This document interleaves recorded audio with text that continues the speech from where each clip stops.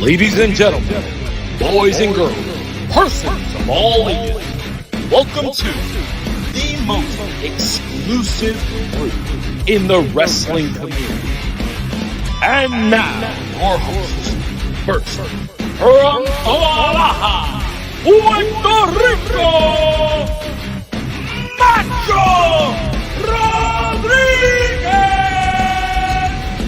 and his tag team partner from New Brunswick, Canada, God's gift, Tyler Taylor!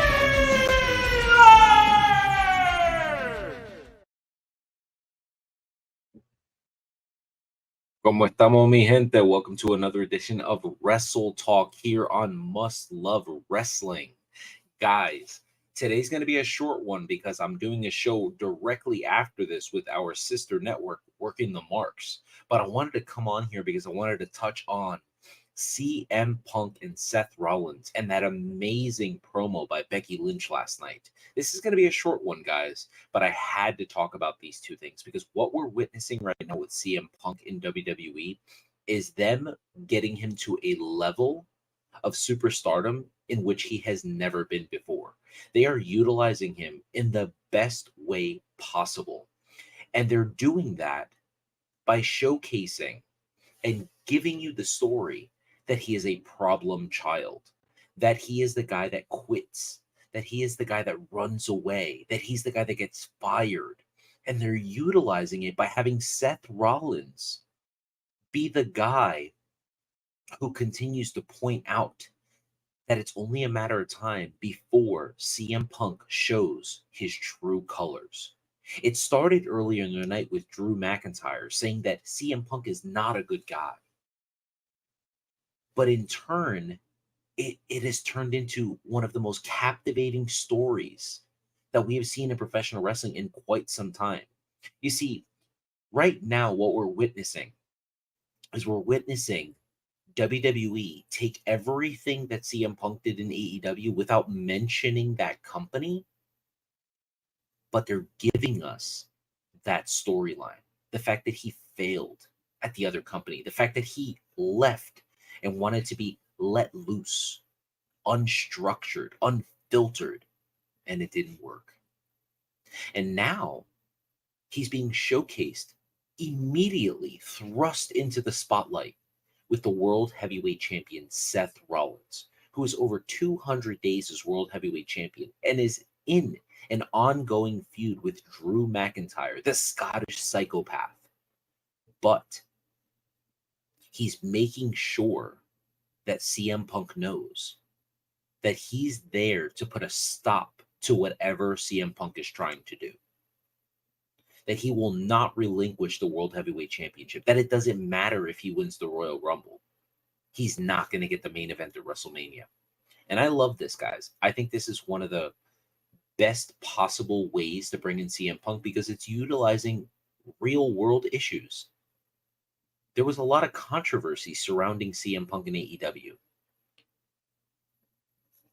He really poo-pooed a lot of the guys in the back.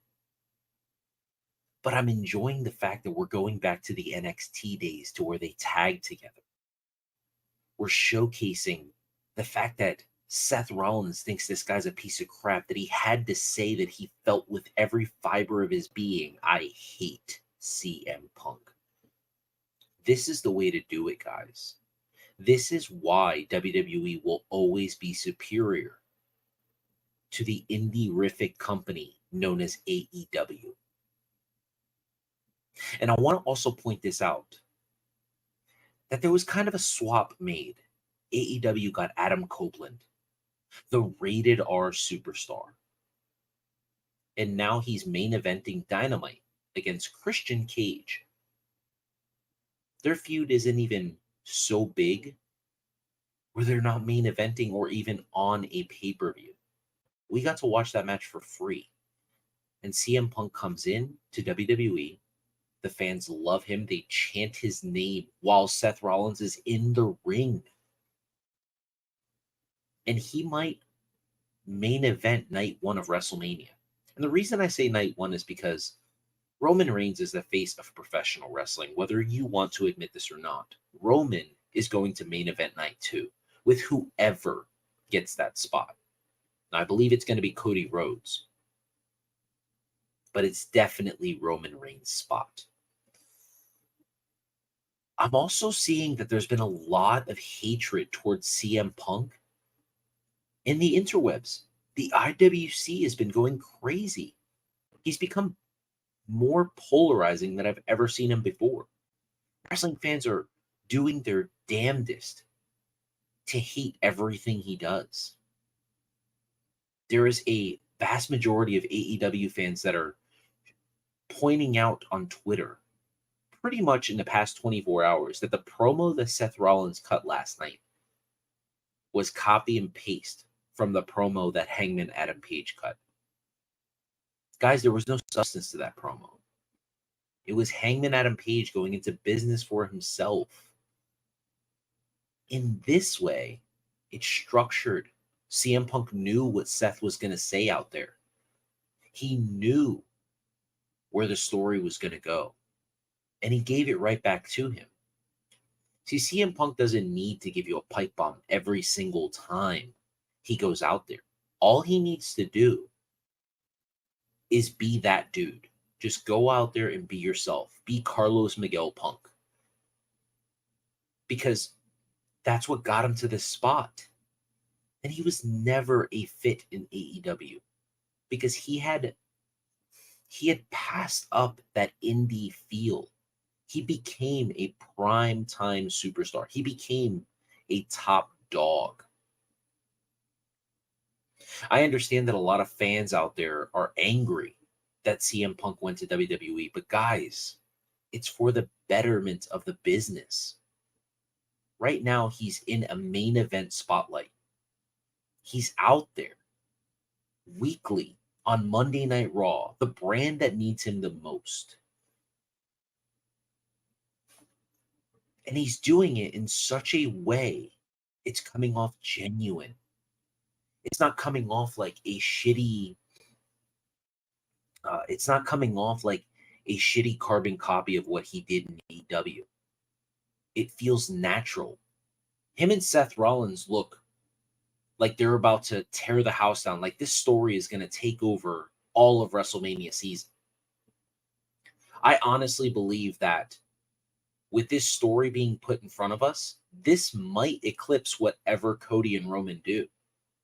This might be the story that we care more about. If you go back to WrestleMania 39, I believe that a lot of people wanted Sammy and Kevin versus the Usos to be the main event of night 2. And they wanted Roman and Cody to be the main event of night 1. Because they felt like the tag team story mattered more. Guys, I'm excited for what WWE is giving us. I honestly believe that this is the best time to be a wrestling fan. So if you just sit back and enjoy what you're watching, you will find so much joy out of professional wrestling today. And since we talk about Seth Rollins, we have to talk about his lovely wife, because what she did last night in her promo, yeah, it came off a little campy with her double ACL injury joke, but it felt real. It really feels like her and Nia hate each other. She hates Nia for breaking her face, and Nia hates her because Nia's always felt like that should have been her spot to begin with. Maybe it's because of the nepotism of having The Rock as your cousin, or maybe because she feels like Becky Lynch isn't that good. This is the best version of Nia Jax that we've gotten ever. We've never been able to get this version of a Nia Jax. I buy her. She's believable. And I love the fact that she keeps pointing out that she injures people. Because just like the CM Punk and Seth Rollins promo, it plays into real life. What Becky and Nia are doing, that's main event worthy. Let's say, for example, that this main event's the Elimination Chamber before WrestleMania. Would you be upset with that? I wouldn't. Not at all. if Becky Lynch needs to go through Nia Jax to get through Rhea Ripley, that is exactly what we need to see. It will showcase itself in such a great way. And we're walking into WrestleMania 40 in Philadelphia, Pennsylvania. One of the most boisterous fan bases ever. We already know that WrestleMania is going to garner people from all over the globe. There's going to be people here from India, from London, from Ireland, from China, from Japan, from South America, from Puerto Rico, from Cuba. There's going to be fans from all over the world. There's going to be Canadians that come to Philadelphia, a place in which San Francisco owns. That's right. They own it. But guys, I really think that we need to stop bitching and moaning and just enjoy professional wrestling for what it is. Because if you sit back and you look at all of the stories that are right in front of us right now, we're getting a phenomenal story-driven segment, one after another. Bring back Steampunk Becky. Oof. You know what? I think that she surpassed Steampunk. I think that she's gotten to the point now where she's at a level where the man is the best character she's ever going to have. And I'm excited. I'm enjoying this version of Becky Lynch. I think this is the best version. And I think she's needed more now than ever, because with Charlotte Flair being injured and us not knowing how legit her injury is going to be. I mean, guys, it's really, really scary. What happens if we go into WrestleMania with no Charlotte Flair? What do we do? I mean, Steampunk was hotter. Yeah, I couldn't disagree with you there. But I'm very excited because Becky's promos have been on point, and it feels like she kind of ramps up what she says going into WrestleMania time. And if Becky and Nia are the final two in the Royal Rumble, and Becky somehow eliminates Nia Jax from the Royal Rumble, or let's say, for example, that Nia Jax eliminates Becky and Nia wins the Rumble, and Becky takes her WrestleMania spot from her at the Elimination Chamber. Would that not be a great story? Would that not be something to sink your teeth into? I mean, that's wonderful. Part of the reason that Becky Lynch, Ronda Rousey, and Charlotte Flair worked so well is because Vince McMahon pulled Becky's spot. He gave it to Charlotte.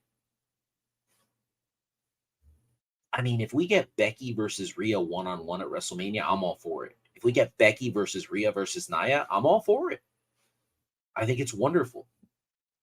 And I love the fact that husband and wife, Becky and Seth, are in the top two stories of Monday Night Raw.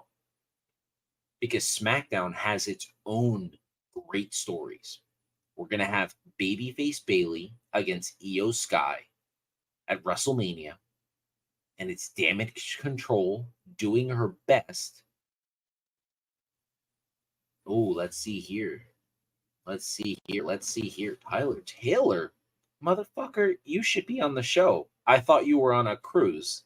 I was trying to leave you alone. That is my co-host, Tyler Taylor. And I thought he was on a cruise, which is why I left him alone. And I didn't let him know about the show. I guess I'm a bad co-host. I apologize for that. Do you think people will say Becky is stealing younger people's spots? Yeah, I absolutely do believe that that's what people will say. But I think we're in a spot right now where, I mean, WrestleMania, you got to put the stars out there. And I think it's because it's in Philadelphia. They're going to try to get the biggest names possible in all the headlining matches. And it's clear that we're headed towards Seth versus Punk. And it's clear that we're headed towards Seth versus Punk, Roman versus Cody, Jimmy versus Jay, Bayley versus Io. I mean, guys, you've got to be paying attention to this stuff. But anyway, guys, this has been a quick wrestle talk. If you want to continue talking professional wrestling, just come over to Work in the Marks as we're starting in 15 minutes. Maybe, just maybe, I can get Tyler on his debut episode of Work in the Marks. So thank you so much, guys. And until next week, or until tomorrow, that's right, we will have our show back with Tyler and the intermission and everything tomorrow night. I'm excited for that. I miss my guy, my brother from another mother. Very excited for that. So until next time, guys, I'm out.